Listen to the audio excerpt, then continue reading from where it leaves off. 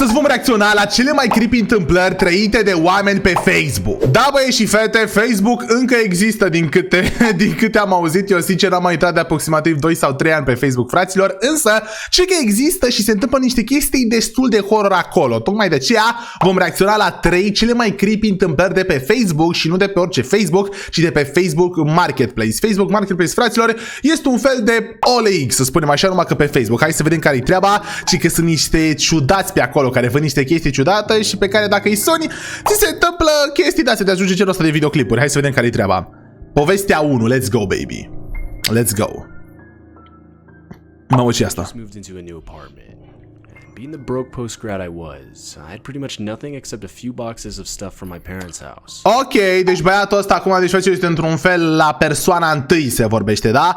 Deci băiatul ăsta s-a mutat, nu știu unde, era sărac, nu știu ce, avea doar cutiile astea. It was nice to be done with school and have my own place, yeah, but I didn't even have any furniture. Ok, însă ideea e că a terminat cu școala și acum s-a mutat singur, dar nici măcar n-avea mobilă. Like I said, I was completely broke. Era foarte sărac. Oh, dar știți, face gen că pe asta, din câte am înțeles, este și o secțiune free de oameni care vor să scape de chestii. Și a intrat pe Facebook Marketplace să iau chestii gratis, nu știu, niște mobilă gratis. If you've ever searched for furniture on Facebook Marketplace, you know it's not great. Și că nu e atât de mișto acolo. The couches there are held up with duct tape or something along those lines. Oh, majoritatea canapelelor nu sunt ciudate. Însă, na, el trebuia să, fraților, cum zice, să ia mobila asta ca după să facă bani să-și ia una mai frumoasă, dar până atunci avea și omul nevoie de ceva în casă. I'd been scrolling for well over an hour and was probably already a week into the backlogs. I scrolled back to the top and refreshed the page. The second I did, I saw an ad pop up titled "Brand new couch, never used, free for pickup." Ok, frate, bun, deci deja s-a întâmplat ceva foarte, foarte ciudat. Deși că băiatul ăsta tot stătea acolo, dădea refresh, nu știu ce, voia să vadă dacă intră niște mobile de asta. Și la un moment dat când a dat refresh, a văzut o canapea, brand new, canapea mișto, nouă, neatinsă, free, gratis. Bă, nu știu, frate, mie mi se pare destul de suspect să văd asta. Deși că nici măcar n-avea un minut, mamă, gen, că a dat refresh și el trebuia să se grăbească, bănesc.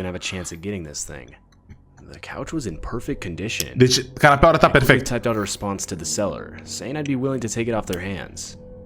I got a response not even 3 minutes later that read, "Yeah, the couch is all yours if you can come pick it up tonight." Ok, fraților, mamă, ok. Bun, și i-a dat mesajul ăla și a zis că, băi, aș vrea eu să te scap de această canapea. Și a zis că, da, canapeaua e a ta, dacă poți să vii până diseară, gen. Să vii diseară să o iei. Available anytime past 9 p.m. A zis că sunt, cum zice, sunt liber la orice ore după ora 9. La orice oră, frățio, pe dată nu dormi? I was slightly put off by the response. It was currently noon, and this guy wanted me to wait till 9 p.m. to pick it up. Ok, frate, deci ideea era că, na, era zi afară, deci nu se putea să se ducă acum, putea numai la 9. When the sun would have gone down, but I ignored it. Thinking maybe the guy had work till then or something. Se gândea că băiatul oare poate muncește până atunci. Bă, îți dai seama, adică tu n-ai tupeu să pui condițiile dacă las de ceva gratis, știi ce zic? So I texted him back saying that was fine and proceeded to wait. Come 8:30 and I sent over a text to the guy saying I was on my way. Ok, și pe la ora 8:30 a dat mesaj și a zis că vin să iau. I typed in the guy's address and quickly realized the guy lived in the middle of nowhere. Oh my god, frate, și băiatul ăsta locuia în pustietate, bro, și-a dat seama după ce a pus acolo adresa, nu știu, nu stă bine. Now, I live right next to the Rocky Mountains, so asta locuiește lângă Rocky Mountains, nu știu ce. But this guy was seriously in the middle of nowhere. Deși că nici în locul unde locuia el nu erau așa de mulți oameni, dar băiatul ăsta pe bune locuia în mijlocul pustietății. GPS said it would take 45 minutes to get there. GPS zicea că în 45 minute, perfect, ești pe la 9 și un sfert. As I drove, the housing development slowly became less and less frequent. Deci și cum mergea, fraților, vedea din ce mai puține case pe drum. Eventually took me on these really sketchy one-way dirt roads. About 10 minutes later, it said I arrived. 10 minute mai târziu spune că a ajuns. Gen, nu 10 minute mai târziu după ce a plecat. Aici. Ok, și a ajuns la o casă care chiar era ok. was no other civilization for at least a few miles. Mamă, dar și că era pentru câteva mile, pentru câțiva kilometri, fraților, nu era civilizație, ești nebun? Somehow I had service and was able to send out a text telling the guy I was there. Oh, dar și că chiar dacă era acolo, avea service. Mă, păi să nu aveți un canal. Lui băiat îi place să trăiască pustietatea, având de vedere că are semnal la telefon, are o casă drăguță, eu nu văd problema. I-a zis că e aici. 10 seconds later, I got a response simply saying okay. I figured that was this guy's way of telling me he was ready. Ok, i-a zis că sunt aici și băiatul i-a zis ok. Ok. So I walked up to the front door. S-a dus la ușa din față. To which someone responded in a muffled voice. The door's unlocked. Come on in. Mamă, frate, bă, e așa, ești de bun, bă, e așa. Ok. Deci a bătut la ușă și cineva i-a răspuns. Ușa este deschisă, poți să intri înăuntru. From the way the voice sounded, it was as if whoever said it was right on the other side of the door. I opened the door. A deschis ușa. Before entering, I quickly realized how weird this situation was. Mamă, și-a dat seama că deja era situația. The place was pitch black with not a single light on. Oh my god, era întuneric înăuntru. Bro. Now, this was before every cell phone had a flashlight on it. So literally all I could use to help me see was the moonlight shining in from one of the windows. Mamă, deși că n-avea la telefon brightness, da, la cum îi zice, fraților? Da, la să dea lumină. I yelled out a hello. A zis hello? Which I could hear someone responding from a door on my left that was open. And I could tell it led to a basement. Mamă, ăla era în basement, i-a zis și lui hello. I said, come on down here. Și că vine aici jos.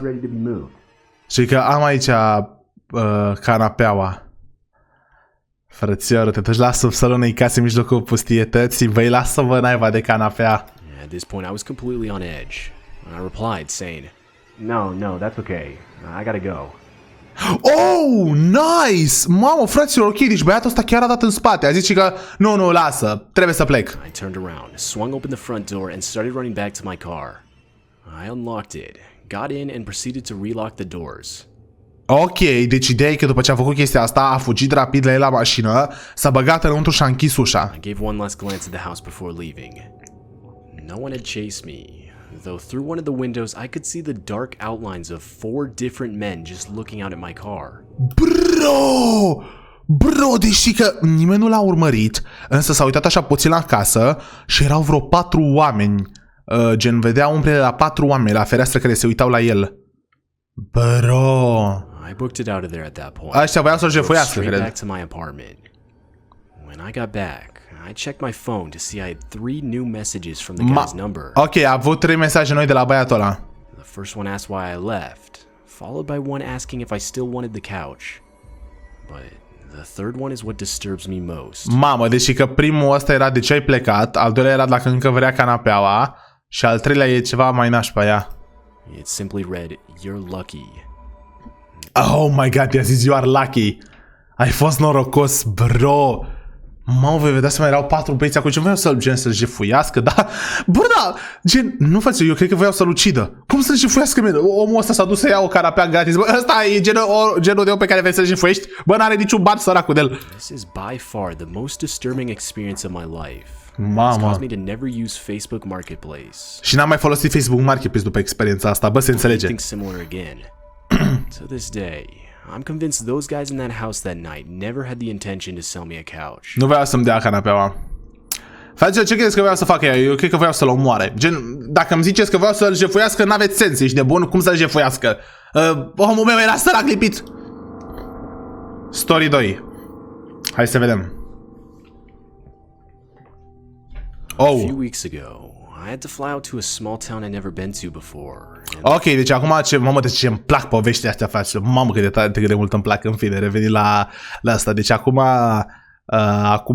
o săptămână a trebuit să zboare către ceva small town, către ceva orășel micuț. I was flying alone, though before the trip I had researched all sorts of apartments in the area on Facebook Marketplace. Mamă, se uita pentru apartamente în locul ăla, unde se ducea acum cu avionul, pe Facebook Marketplace. I was actually able to set up a few meetings to look at places.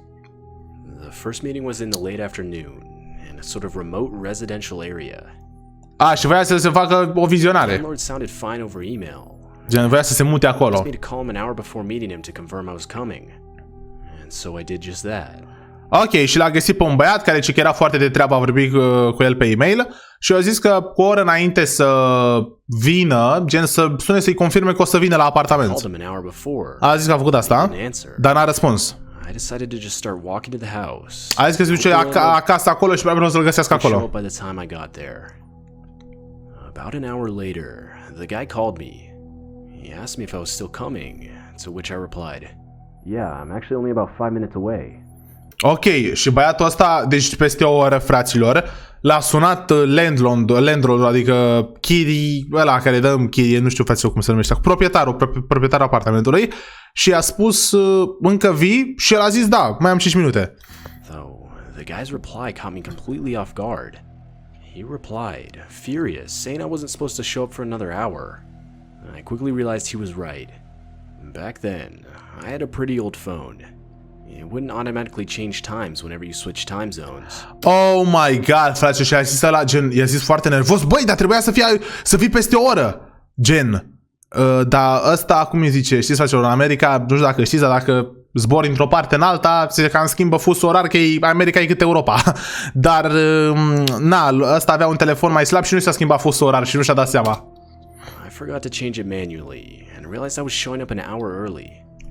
I explained the situation to the guy over the phone. I-am explicat situația. But I could tell the dude was furious. Dar băiatul ăsta era super furios. Bă, fraților, ori avea ceva de ascuns, ori era furios că na, i-a dat programul peste cap. Now, I get I was in the wrong, but still, getting that mad over something as small as this seemed weird to me.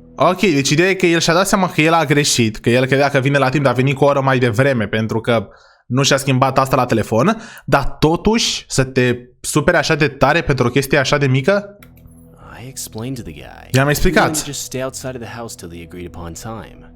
To which he quickly replied saying no, almost pleading with me. Bro, și a zis că ok, îmi pare rău, o să stau la casa aia, gen, că văd eu o casă, un apartament, nu prea am înțeles. Ideea e că se duce la casa aia și că stau acolo o oră până vii tu. I-a zis nu. De ce? At this point, alarms were going off in my head. Aici i s-au aprins alarmele în cap. I ignored them. Dar le-a ignorat, desigur. Că de-aia ai ajuns aici, în poveștile astea. I decided I'd just go get some food at a nearby place to pass the time. Ok, și a zis că bine, frate, o să vin abia atunci. Bă, da, eu n-aș fi... Eu nu m-aș mai fi dus la vizionare dacă aș fi fost locul lui, dar în fine. S-a dus și că să mănânce ceva ca să treacă timpul. Once the time came for the tour, I showed up to meet the guy. S-a dus la casă. I looked to be in his 50s. Băiatul avea vreo 50 de ani și ce arăta dezgustător. Some of his clothes were half torn, and it didn't even look like he'd showered for weeks. Și arăta ca și cum nu și-a făcut duș de săptămâni. I didn't feel comfortable. Nu se simte confortabil. Și voia doar să plece. Though, like I said, I really needed to find somewhere to live, and there weren't that many choices in terms of real estate at that point. Însă voia să găsească undeva unde să locuiască. So I decided to stay. A decis să stea. As I was discussing the details about the house with the guy, I couldn't help but notice a man leave the house from a back exit. Deci că fățul ăsta vorbea cu ăla despre casă și la un moment dat a ieșit unul pe ușa din spate. This man was young and extremely sketchy looking. Mamă, deci că băiatul ăsta care a ieșit din casă pe ușa din spate era tânăr, dar arăta iară foarte ciudat, la fel ca moșul. Even more so than the guy I was talking to. Mai ciudat. He took one look at us, ran out of the house to his car and pulled away. Și că s-a uitat la noi, s-a dus la mașină lui și a plecat. At this point, I was full on disturbed. I asked the guy who that was. L-am întrebat pe băiat care-i treaba acolo. To which he replied it was another person he was giving a tour to earlier. The guy then proceeded to ask me a lot of questions. They weren't normal questions a landlord would ask. Ok, deci ideea e că băiatul ăla era altă persoană care a venit la vizionare, dar de ce era în casa ta fără tine? În fine, și după a început să-i pună întrebări, dar întrebări foarte ciudate, nu întrebări pe care i-ar pune un proprietar. Ia ce întrebări? But rather more personal questions, like how old personale. I was, or what I was going to school for. Și că de ce merg la școală, de-astea? The whole time staring into my eyes without blinking. I tried to give answers that were as vague as possible. Finally, we entered the house. Now, from the outside, the house actually looked decent, but upon entering, you could tell the place wasn't taken good care of. Ok, înăuntru și că era oribil. Afară arăta destul de bine, dar înăuntru era oribil. I followed the guy, as we walked around the L-am house urmărit pe looking at băiatul all the ăsta. rooms. Every time I would ask about the condition of the house, the guy would avoid the question, simply saying it was unfinished. Ok, și de fiecare dată îl întreba despre, băi, dar care-i treaba cu casa asta, că să nu pice pe mine. Și zicea, nu, că nu-i terminată. Păi și atunci de ce o dai în chirie dacă nu-i terminată? After we finished looking at all the rooms, the guy mentioned he wanted to show me a shed in the backyard of the house. A zis că vrea să-mi arate I ceva. could say anything. The guy told me to follow him as he led me to the back of the house outside away from the street. Ok, și că a vrut să mă ducă în spatele casei, departe de stradă. Sort of detached shed. Uite aici, aici. He opened the door and I quickly noticed that there were stairs leading down into utter darkness. Mamă, deci că a vrut să-i arate ceva aici. A vrut să-i arate ceva în hambarul ăsta. Când s-a deschis hambarul, a văzut scări care se duceau în jos. A vrut să-i arate ceva în subsolul de la hambar. Ok. He flipped on a switch at the top of the stairs, but no light came on. Normally, the response for this would be surprise or something like that, but he didn't say anything. N-a zis nimica. Slowly walking down into the utter darkness. Și că s-a dus jos la subsol. Expected no light to come on. The guy was now just standing there at the bottom of the stairs, in the dark, and said, "Aren't you coming down?" Și ăla s-a dus jos la subsol și a zis, nu vii cu mine? Nu vin. I said nothing. N-am zis nimica. Era șocat. Și că da, era șocat, face ce să fac eu cu tine acolo? For whatever reason, I glanced back at the house and saw another guy in the backyard doorway. Bro! Oh my god, fraților, s-a uitat în spate. Bă, și iar era unul, cum îi zice, în curtea din spate. Bă, dacă-s băieți aici. Panicked and ran into the woods. Ce că s-a panicat și a fugit în pădure. I didn't look back, and honestly, I didn't want to. I don't know if they followed me. Mamă, fraților, a fugit în pădure noaptea, păi și ce s-a întâmplat cu el? But after about a half mile of running, I turned around to find no one. I quickly realized the situation I was in. Și-a dat seama că este foarte nașpa. Sunset, with people possibly chasing me. Though, luckily, my phone had service. Oh, dar ce că avea service, deci nu era chiar în mijlocul pustietății. I was able to find my way back to the hotel I was staying at with no other problems. As soon as I got back, I googled the house and did some more research on it. Ok, deci cum a ajuns înapoi acasă, a reușit să ajungă înapoi la hotelul unde stătea, a făcut niște research și a căutat mai multe chestii despre casă. Apparently, the house had been abandoned for 3 years. A fost abandonată de 3 ani. I checked the status of the original Facebook Marketplace post I'd responded to. But of course, it was deleted. Mamă, și a șters cineva anunțul ăla. Bă, ăia voiau să-l jefuiască. Ăștia probabil voiau să-l jefuiască, pentru că nu e atât de horror ca prima dată. Ăia de la prima poveste voiau să-l omoare pe ăla. I debated whether or not to call the cops and report the situation. Se gândea dacă să sune la poliție sau nu. But decided against it. A zis să nu. There wasn't much they could do. I can only imagine the guys I encountered that night were a group of homeless people. Da, 100% erau oameni ai străzii, Unknown intentions. care nu știau ce voia să-ți facă. Whatever the case, the whole situation was extremely disturbing. Bun, fraților, deci hai să vedem și a treia poveste aici de bun. Asta e ultima. Să vedem dacă e mai horror decât prima. Că a doua n-a fost atât de horror, fraților, că era clar că ăia voiau să-l jefuiască, dar prima voiau să-l omoare aici de bun. My wife and I were looking for a used car on Facebook Marketplace. Ok, deci ăsta cu nevastă sa se uitau pentru o mașină Actually found one we were really pe interested Facebook Marketplace. in. It was honestly a really good deal. And as soon as we saw it, we texted the seller saying Ok, și că a găsit ceva mașină la un preț foarte bun și a dat mesaj lui vânzător. The seller seemed perfectly normal over text, and we agreed to meet in a public mall parking lot. Ok, deci că ăla era foarte, foarte de treabă și au plecat de comun acord să se întâlnească într-o parcare publică la un mall. He said he wouldn't be available until he got off work at 5. Și că a fost că numai până la 5, după 5 poate să vină. We agreed to do the transaction at 5:30. La 5:30 să facem tranzacția. And we arrived at the mall, telling the seller what car we were in. Ok, și au ajuns la 5:30 la mall, i-a zis lui seller unde sunt, care e mașina lor. Just to get a text saying he was running late. We weren't in any hurry, and we figured he'd only be like 30 minutes or so. Ok, a zis că și că ăla întârzie, dar ei nu se grăbeau. A zis că, bă, oricum mașina e bună, e mare deal, hai să așteptăm 30 de minute. We both agreed it'd be a good idea to go into the mall and get some food at the food court while we waited. Ok, și au zis că, bă, hai, nu mai bine dacă suntem la mall, hai să mâncăm. A good 2 hours went by. Au trecut 2 ore. Both of us pretty impatient at this point. Bă, ăla ce face, bă, 2 ore? That's when we got a text saying the guy would be at the mall soon. This was in late fall, so it was already getting dark, and we were starting to worry that the mall wouldn't be as busy soon. Bă, fraților, fiți atenți, vedeți că băiatul ăsta a întârziat 2 ore și zis că vine imediat și deja și-au dat seama. A, și asta era și toamna, fraților, adică deja s-a întunecat, la 7 e deja întuneric beznă. Mamă, bă, ăsta vrea să facă ceva aici, nebun. A little bit later, the guy texted us saying we should meet him at another location.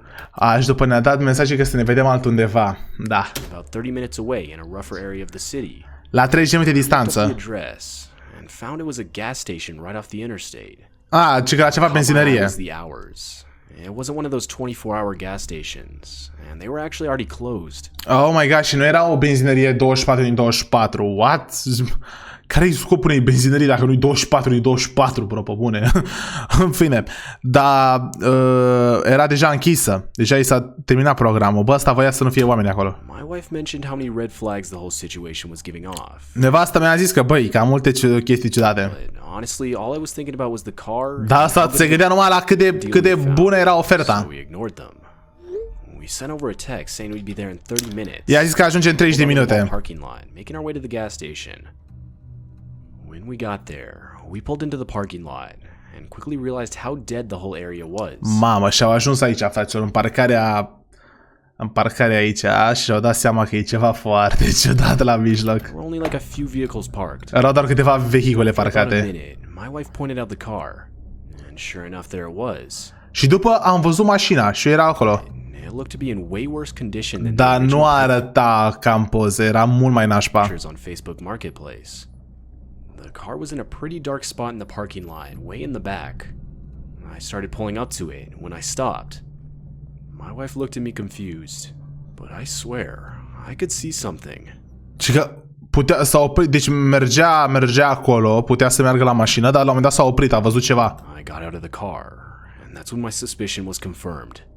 There was a spike strip right in the middle of the road, exactly where I would need to go to pull up next to the car. Bro! Mamă, era un spike strip. Spike strip, fraților, e chestia gen de o pun polițiștii când dau o mașină în urmărire, gen, știi, să-i se spargă roțile, o pun pe drum. Și fix unde trebuia el să parcheze, gen, fix lângă mașina aia, era unde ăla să-i spargă roțile la mașină. At that point, I knew something wasn't right. Și-a dat seama că e ceva I got back nașpa. in the car, backed up, and left the way I came. S-a dus înapoi în mașină, s-a băgat înapoi în mașină și a plecat. Once I got back home, I reported the whole situation to the cops. A raportat totul la poliție. Though I never even saw anyone. The only evidence I could give was the ad itself. I never knew what came of the whole situation. Și nu știu ce s-a The ad întâmplat. was taken down a few days later. Desigur că reclama încă era acolo doar pentru câteva zile. I never heard back from the cops. Și n-am mai auzit nimic de la poliție.